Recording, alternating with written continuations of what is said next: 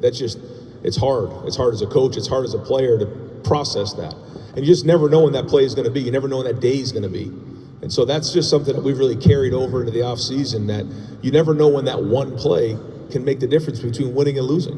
I mean, there's probably 12 plays in that game that you look to. We win. You play TCU in the national championship game, and you got a real chance to win a national championship right there. It didn't happen. So what we had to really focus on was winning every single day, winning every single rep. It carried over to the spring, probably one of the more competitive springs we've had in a long time. Been an experienced group. We had a bunch of guys who actually were kind of on the mend in spring practice, so a lot of guys got an opportunity to get a bunch of reps. They stepped up. Really excited about heading into May with our team. All right, thanks, Coach. Well, before I ask you a question, you have one of the youngest teams, not only in the Big Ten, but the entire country. And you have one of your players' 19th birthday today, Felix Akpara. Happy birthday.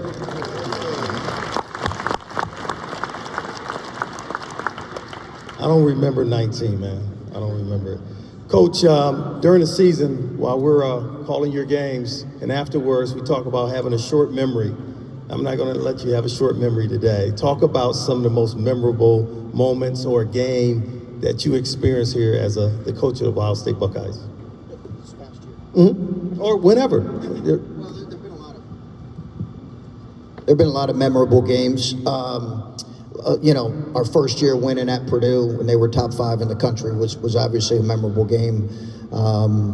Beating a couple number 1 teams here in the shot, Michigan State and Duke.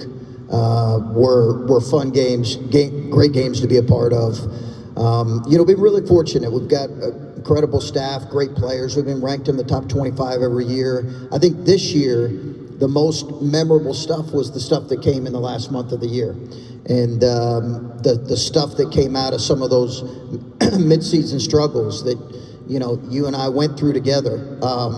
I think the most memorable stuff was that stretch in the last 5 weeks when we were playing our best basketball. Appreciate it, Coach. And back to you, Coach Day. You guys are preparing to send a pretty impressive draft class to the NFL draft here a week from today.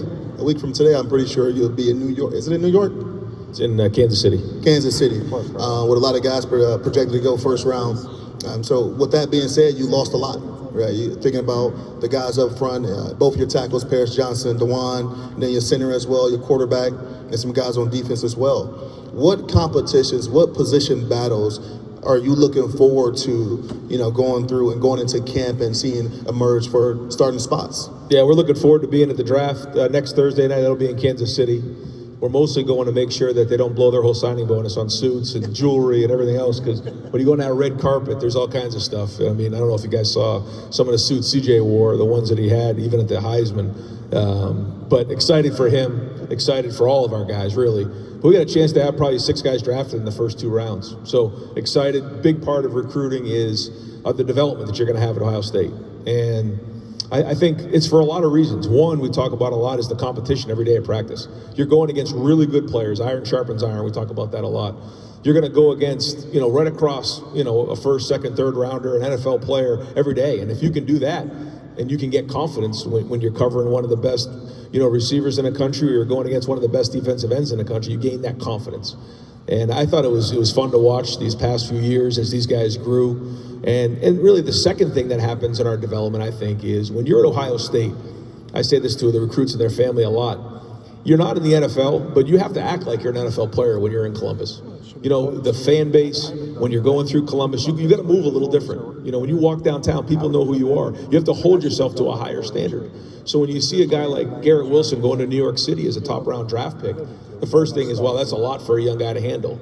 It's not harder than Columbus. It's not harder than what goes on when you show up and play in front of the bright lights at Ohio State. And so that's a big part of it. And I think our guys understand that. They embrace that. And I think that's been a big part of it. I forgot what you asked me. I just kind of went off on that tangent.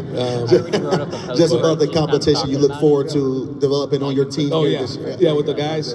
You know what? There's a bunch of great competition going on. We play a lot of depth, as you know. Certainly we had to replace our tackles and at center with Luke Whippler leaving. And so that was big. Certainly the quarterback is huge as well with CJ leaving. We got a lot back, though. a lot of experience, a lot of great players coming back, and hopefully that's going to pay off, especially as we get to the end of the season. Coach, you touched on this a little bit about how NIL has changed, the transfer portal and so forth, and basically you're starting off with a team pretty much half of what it was the year before. Just talk about the adjustment you had to make as a head coach in trying to get a team ready to play at a high level. Yeah, I think every coach in the country, adjusting it. Certainly in college basketball, I shared those numbers that make it a little bit different. The exciting thing for us is we have a really strong core returning, and our staff did another phenomenal job recruiting a top 10 recruiting class. So, that's the big part of it. We talked about it. Recruiting, retention, development are so important. If you do that, you have a real chance, and that's what's exciting about this group. This blend we have coming back. I guess another NIL question. I mean, you think about a place like Columbus, Ohio.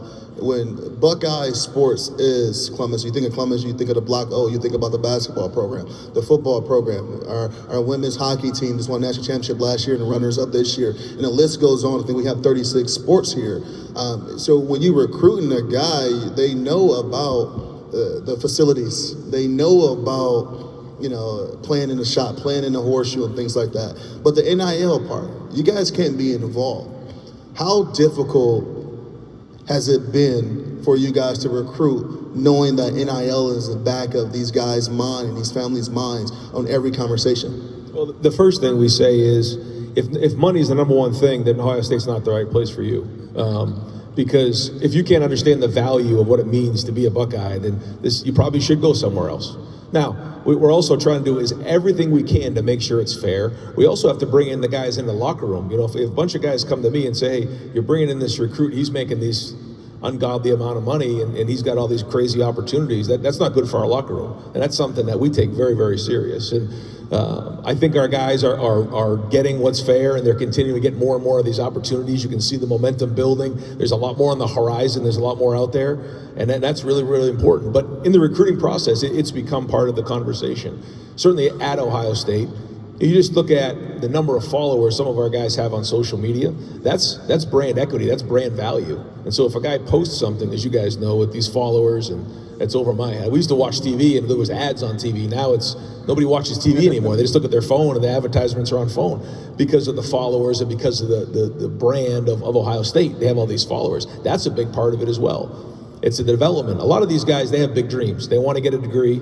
They want to go play in the NFL. They want to win national championships. But they also want to have life after football, and that's a big part of it as well. And being a Buckeye, there's so many people you can network with, so many people in this crowd right here that care so much about that. And so life after football is just as important. So while it is part of the equation, and that equation's becoming bigger and the opportunities are coming bigger, it's not the number one thing. At least it isn't here at Ohio State. Coach, go ahead. Yeah, we've told recruits, our current players know this, it should be a thing. NIL should be a thing. It's important. It's important that they get, market value. If it's the thing, this is probably not the place for them. And because this place adds so much, it is such about a long-term decision. It always has been. Where you go to school is about a long-term decision. Nothing has changed. NIL hasn't changed that. And you do see a lot in college basketball, players making short-term decisions, and in some ways mortgaging their future on a short-term decision. I'm not sure that's in their best interest. This is still a life decision. When you come to a place like Ohio State, it can have a profound impact well beyond their years here. I think we got some questions that. Yeah, for the audience. I thought we had time for that, didn't we? For sure. Let's do it. Yeah, 2 questions. Don't be shy. Raise your hand if you got a question for the coaches. I don't know if you get another opportunity to have both men's basketball and football coaching in one environment. So there's one right there. You guys can ask anything. Ask who the best dancer is in the team. I can tell you it's not Denzel Burke right now. Guy cannot dance at all. One tweet. What's the question? Well, I think that she's got one. Stand up. Appreciate it. First off, go Bucks. You guys mentioned that NIL is not the first thing you want the recruits to have in front of mind. Are your competitors selling that? Because everybody can kind of do the lip service, but are other people maybe in the South per se doing so? No comment. But what I'll say is, I don't know if NIL matters down there. But all I'm going to say is this. The number one thing for our players is to be part of a program where they're going to go reach their dreams and goals. And so one of the things that we don't really, talk too much about is that with our program, but we don't. Now, we also don't have a way for us to benchmark what else is going on across the country.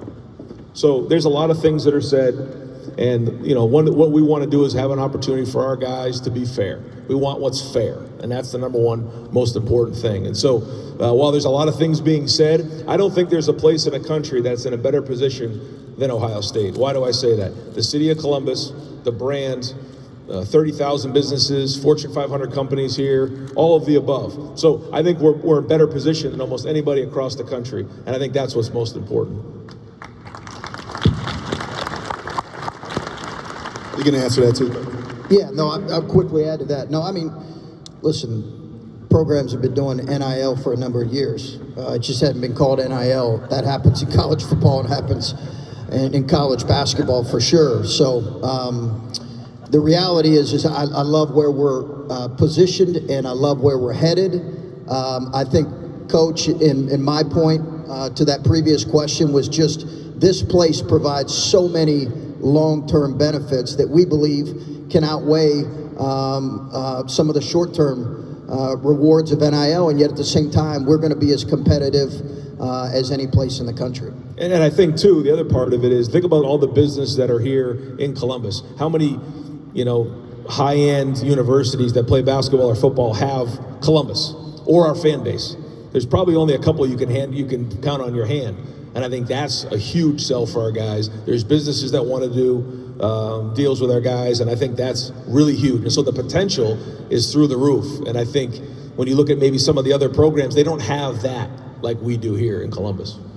Yeah, and that's a great point. I mean, you think about, you hear some of the stories about what other schools and what other universities and conferences are doing in the NIL world, and before it was called NIL, it goes back to what we said before. We're not going to police the 3%. I mean, the way you guys run your program, the way we run the foundation, we try to keep, and we do a really good job of doing things the right way and keeping it above board. And I think that goes into effect of us recruiting and continue to attract quality student athletes.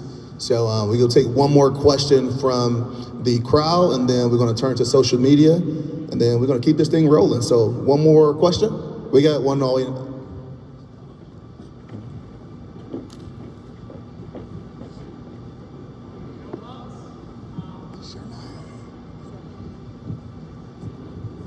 So my big question is how do you think ultimately the Big Ten expansion is going to affect NIL and recruiting? Well, I think first off, the expansion's exciting because it allows us to be a national conference, which I think had to happen. It taps us into the LA market, West Coast, which is great.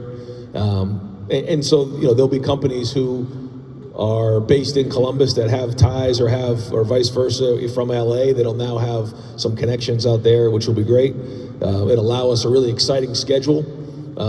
And it'll be interesting to see how these TV deals are worked out through the conference. And, I'm interested to see down the road, whether it's in the next year, 2 years, what the possibilities are. There's been a lot of talk about possible, collective bargaining agreements. There's a lot of things that could be coming down the tubes, and this conference expansion certainly is going to allow for some interesting things in the future. Yeah, it's only going to help.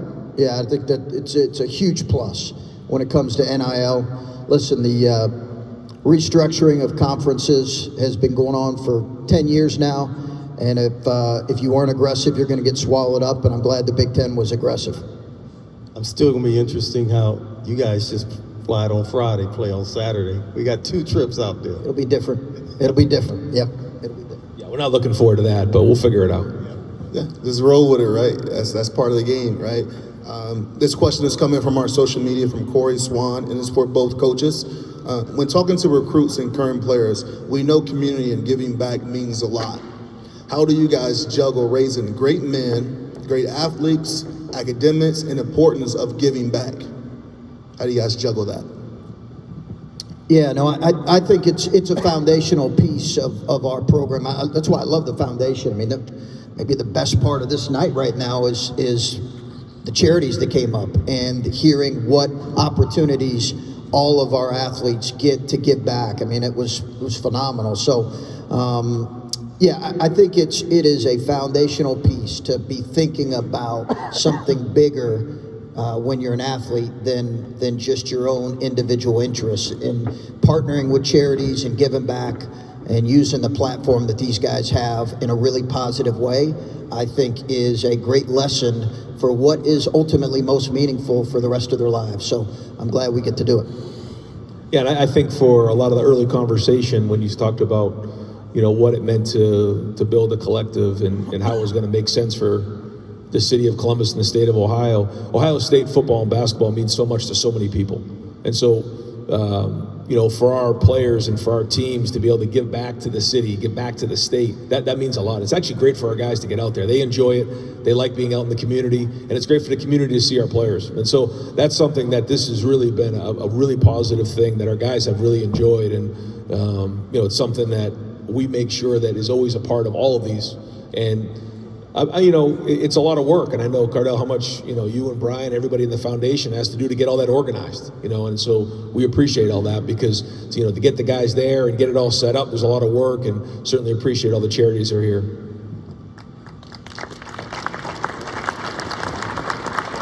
Now, I know there's a lot of work behind the scenes, countless hours of watching film, watching tape. Do you guys get a chance to talk to each other during the season and kind of support each other? Just talk about that experience. Yeah, I'll speak to it. Listen, you know, I got a tremendous respect for Ryan. How he runs his program, how he leads his program, how he loves his guys. So I'd be foolish not to build a great relationship with him. How controlled he is with the officials, which I can take a few lessons from for sure. I just got tremendous respect for the first-class way in which he runs the program. So, do we connect? Do we talk? Absolutely. He's meant a great deal to me. During some of our struggles this year, he was a guy I leaned on quite a bit. Yeah, Chris. First of all, I love basketball. I love ball. So that was my first love growing up. Huh? Were you a baller? I could shoot. That's about it. I could play defense here and there, but a funny story, during my last time I've really played basketball was during a recruiting visit. We have a little hoop in the indoor, and we were doing a summer barbecue. And so Sonny Styles was in there. I think he was like in 8th grade.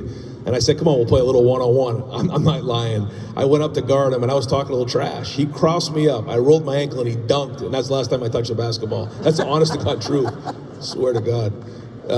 So there's no more basketball for me. But that being said, Chris is so well respected around the country. We talked to basketball coaches, you know, from Jay Wright to there's all the coaches across the country. There's so much respect here, and that was before I even met him. And then when I got a chance to meet Lauren, and you know the way he does things, and the way he takes care of his players, and the way he works, and the way his players play, you know, it's fun to be around. Ohio State's very lucky to have Chris, and he's a good friend. Well, we're going to wrap it up here with a last question, and it's, you know, definitely want to appreciate you guys for taking time out your day and all the players and everyone coming out and supporting. And speaking of the players, the foundation had an opportunity to partner with over, you know, 35, 40 plus student athletes on the football and basketball program. Great young men you guys are raising, great young men you guys are coaching and being great mentors for. And, you know, with that being said, you know, the young men that you guys allow us to partner with and do great things with, what does the foundation mean to you guys' program? It's huge for us. I mean, it just is. This is such a new era, and you have to adjust, and you have to adjust quickly, and you have to adapt. We still have coaches, veteran coaches, incredible coaches who, quite frankly, are still resisting this new era. So to have the foundation step up, to have guys like this, Cardell, so many people that we talked about, it is critical. And the challenge is how do we keep moving it forward? Because I think that really is the challenge. We cannot stand pat. We've got to continue to be aggressive on this front. Yeah, and I'll say that when this first came about, I think, you know, we were up there in Columbus, downtown, you know, going through to get the legislation through, and at that time, no one knew where this was going. And it was almost like, when you heard NIL, it was like, what does that mean? And so as we've gone through and now we're into year 2, you're starting to see, so many people pick up steam with this. And that's because of, I think, the trust. And I want to thank all the former players who are here that have been a part of this, because, this is for so many folks who have donated tonight, who have been a part of this. The amount of money that's starting to come in to give our teams this opportunity means a lot to us. But that's because of the trust of the people that have been involved, the trust of the former players, and now we're getting more and more people involved. And that's why tonight it's so important. You guys get a chance to be around our players, you get to see these folks. So the more people you guys can bring involved with this thing, we can get more and more people. It's great. But it has to do with people, and that's what this has been about, and the foundation's been a big part of that. So thank you. Thanks, Coach. Coaches. Go Bucks.